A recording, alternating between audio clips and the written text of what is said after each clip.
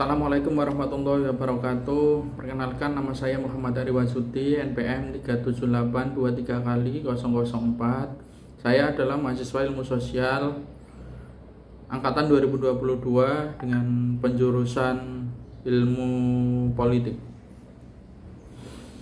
Untuk memenuhi UTS perubahan masyarakat di Indonesia, saya akan memulai menjelaskan pergeseran kapitalisme dari unipolar ke multipolar.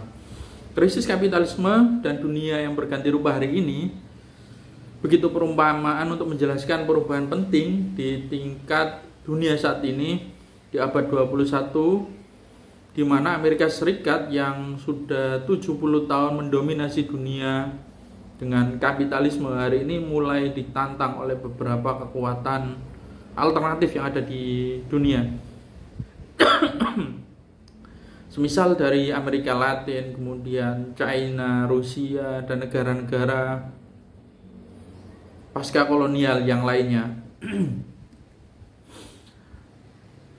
Dalam sejarahnya, setelah Perang Dunia Kedua, Amerika menguasai hampir seluruh dunia, mendominasi, menghegemoni 191 negara, yang di situ Amerika juga menguasai dari mulai finansialnya, sumber daya alamnya, kemudian kebudayaannya.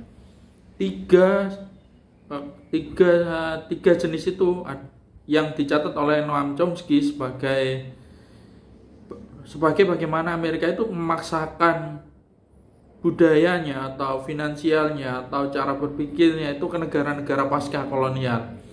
Itu dijelaskan dengan sangat rigid oleh Noam Chomsky dalam bukunya Bagaimana Negara Itu Bekerja. Lalu di akhir-akhir ini imperialisme Amerika Serikat ditantang di halamannya sendiri. Ada Bolivia, ada Venezuela, ada Kuba, ada Brazil, Nicaragua, kemudian ada Argentina yang muncul sebagai negara populis yang cenderung ke sosialis ya sepertinya. Yang di sini mereka tidak mau kemudian selamanya dihegemoni oleh Amerika. Jadi di halaman belakang Amerika Serikat sendiri saja ditantang oleh negara-negara Amerika Latin. Lalu di Asia Timur juga mulai muncul perlawanan sejak dulu, mulai dari Cina, kemudian Korea Selatan, Jepang yang muncul sebagai negara industri yang juga secara modal mereka sangat kuat, dan mereka juga mulai menguasai berbagai negara mulai dari Amerika sampai Asia. Bagaimana Cina itu bergerak melalui obor yang mengikat hampir seluruh dunia, baik Eropa Barat pun sampai Asia Tenggara itu sudah terikat semuanya oleh One Belt One Road. Lalu di akhir ini yang menarik adalah bagaimana Cina dan 5 negara lainnya yang membentuk BRICS, yang kita tahu bahwa di berita-berita yang kita simak hari ini, BRICS akan memunculkan mata uang baru untuk menyaingi dolar yang sudah lama mendominasi perdagangan dunia. Ini kalau kata Xi Jinping, dia bilang ke Vladimir Putin bahwasanya kita akan membuat sejarah yang 100 tahun lalu tidak ada sejarah yang seperti ini. Ini menunjukkan bagaimana negara-negara BRICS hari ini sudah mulai muak dengan Amerika yang kita tahu sebagai polisi dunia, yang dimana ada sumber daya di situ ada Amerika, yang dimana ada minyak di situ pasti ada Amerika. Itu mulai hari ini ditantang oleh BRICS, dan dengan BRICS yang sedang merumuskan metode pembayaran perdagangan internasional yang tidak menggunakan dolar hari ini. Kita akan menyimak nanti bagaimana Amerika merespon ini. Kita tahu bahwa di kantor CIA di temboknya itu terpampang dengan jelas tulisan Protect Dollar. Itu secara tidak langsung bahwasanya CIA itu didirikan ataupun diadakan ya untuk memproteksi dolar. Kalau dolar hari ini ditantang oleh BRICS dengan mata uang baru, ya kita akan melihat responnya Amerika bagaimana. Kita sudah melihat di Libya. Di Libya kita tahu bahwa Gaddafi menggagas KTT negara-negara Afrika untuk kemudian membuat mata uang baru atau pembayaran baru yang nantinya akan menggantikan dolar Amerika. Itu pun langsung digulingkan oleh Amerika. Gaddafi langsung sampai akhirnya nanti dibunuh oleh warganya sendiri. Lantas bagaimana hegemoni Amerika melalui neoliberalisme, melalui kapitalismenya atau melalui budayanya masuk di Indonesia? Ketika Amerika ini ditantang oleh berbagai negara ya, dari mulai Amerika Latin, di Asia Timur, bahkan di Eropa Timur, di Indonesia hari ini saya sendiri melihatnya belum Indonesia tidak melihat peluang ini untuk kemudian mewujudkan masyarakat yang adil dan makmur itu. Indonesia masih tetap mengamini dominasi Amerika yang sudah menghegemoni kita itu lebih dari 40 tahun sejak naiknya Soeharto. Setelah Soeharto naik dan hegemoni Amerika ini mulai masuk, undang-undang yang awal-awal disahkan adalah penanaman modal asing yang kemudian direvisi kemudian hari untuk menghilangkan modal asingnya di baru-baru ini kok. Bagaimana modal asing itu masuk, Freeport itu langsung masuk. Sebelum direvisi malah ada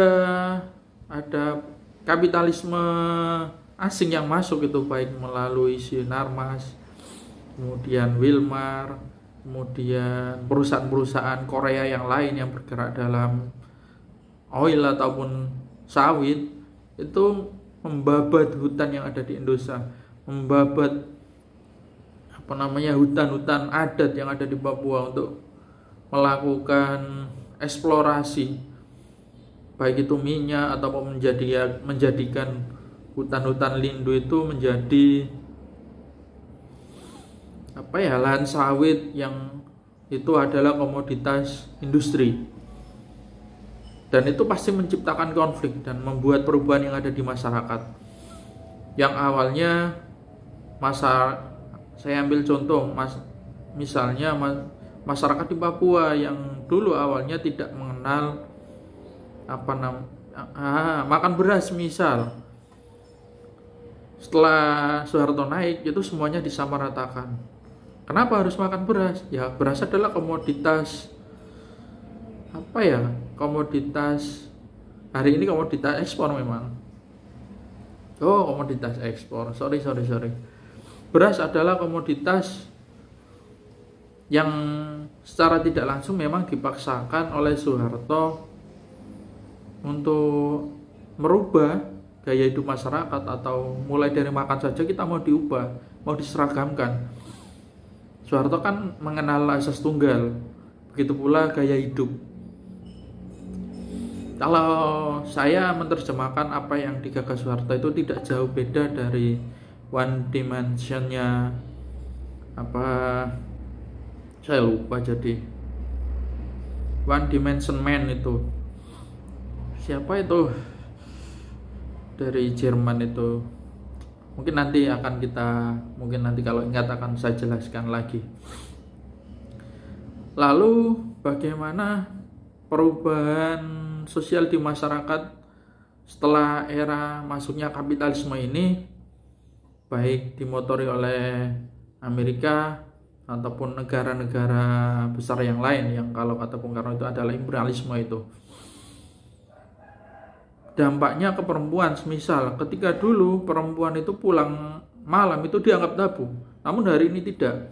Bagaimana perempuan yang bekerja di pabrik hari ini ada 3 shift 1, shift 2, shift 3, yang pulangnya itu bisa jam 11 malam, jam 12 malam, berangkatnya itu jam 4 pagi, jam 5 pagi.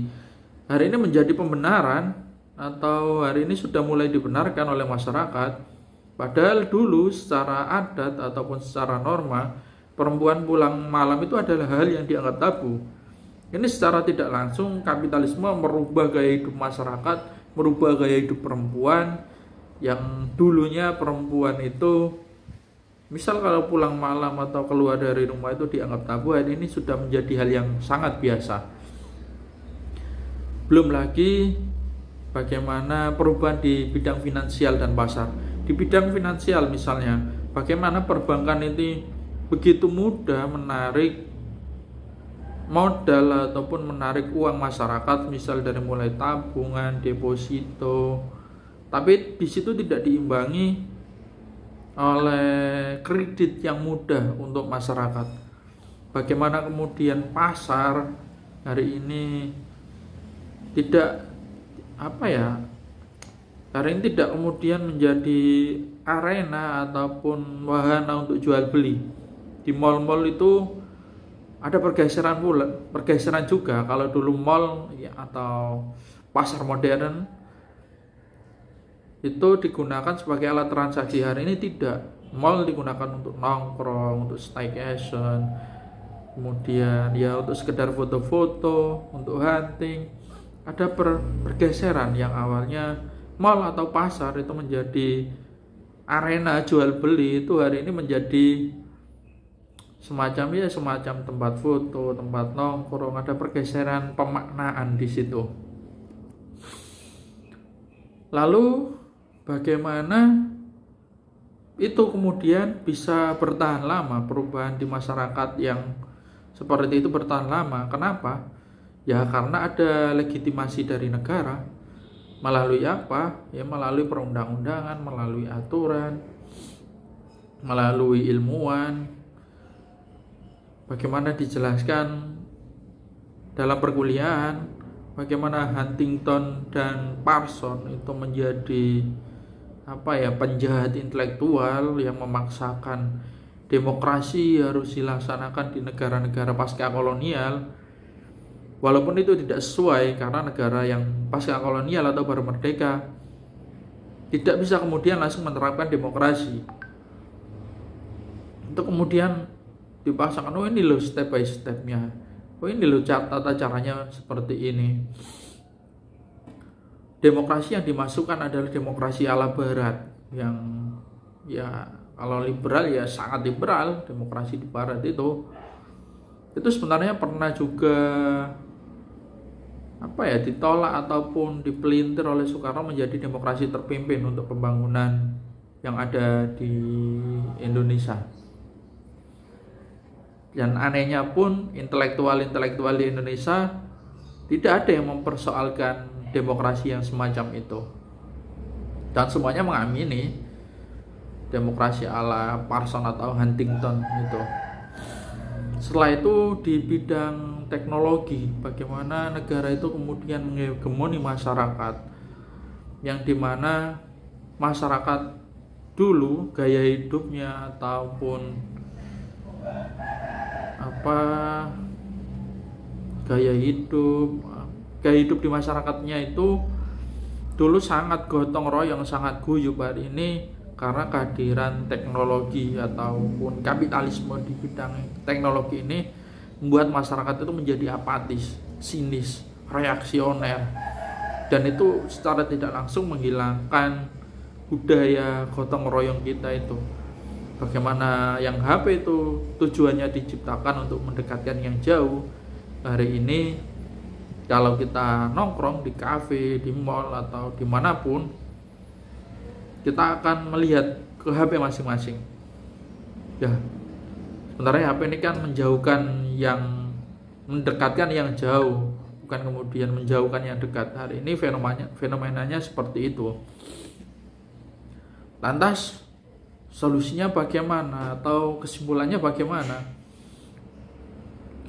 Setelah kita melihat beberapa fenomena tersebut, untuk konklusinya adalah kita sebagai negara yang menganut budaya-budaya timur, dan Bung Karno pun sudah memberikan satu fondasi ataupun satu falsafah yang bernama Pancasila itu, yang berisi sosionasionalisme, sosiointernasionalisme, dan sosiodemokrasi. Sebenarnya kita sebagai bangsa yang sudah dibekali itu, kita akan mampu untuk menghadapi itu semuanya ya kalau kita benar-benar megang teguh Pancasila yang sudah dijawantakan oleh Bung Karno itu. Untuk Pancasilanya itu lebih rigidnya ada di pidato Bung Karno di depan sidang BPUPKI itu. Kalau tidak salah Bung Karno pidato selama 2,5 jam dan step by stepnya dijelaskan sangat rigid oleh Bung Karno itu. Untuk bagaimana kita menghadapi kapitalisme, kemudian transformasi budaya kita seperti apa, kemudian revolusi nasional ini langkahnya nanti bagaimana, itu semuanya teruraikan di situ. Mungkin seperti itu presentasi dari saya mengenai tugas UTS mata kuliah perubahan masyarakat dan pembangunan masyarakat yang ada di Indonesia. Kurang lebihnya saya mohon maaf, saya akhiri. Assalamualaikum warahmatullahi wabarakatuh. Terima kasih banyak.